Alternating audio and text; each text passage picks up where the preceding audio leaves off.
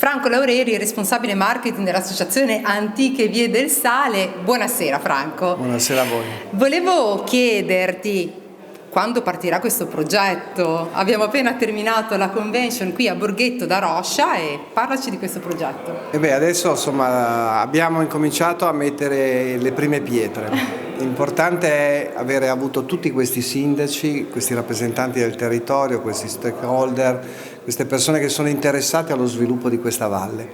Una valle straordinaria che ha tante risorse inespresse ancora che devono essere capitalizzate a fini turistici. La Montaldo ha parlato di prodotti, bisogna trasformare queste rilevanze storico-artistiche, enogastronomiche in prodotti turistici.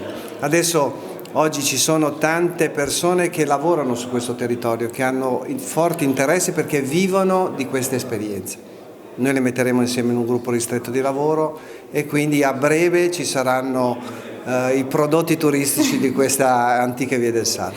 Ti vedo già con la mente, no? Visionaria, perché tu sai esattamente, no? Quindi sei molto creativo e ti vedevo un po' con un progetto finale. L'hai già idealizzato, no? In qualche modo sì, perché ci sono persone che vogliono bene a questo territorio, che vivono e lavorano per questo territorio e soprattutto creano un'economia. Quindi questi sono i presupposti necessari per fare bene. Ora bisogna solo aiutarli a comunicare tutti questi valori. Agenzia in Liguria ha dato la sua disponibilità, faremo un sito importante, faremo dei video che raccontino queste esperienze, che raccontino il territorio, Instagram, Facebook ci aiuteranno, poi il sito della mia Liguria sarà una importante cassa di risonanza per questi progetti. Grazie Franco. Grazie a voi.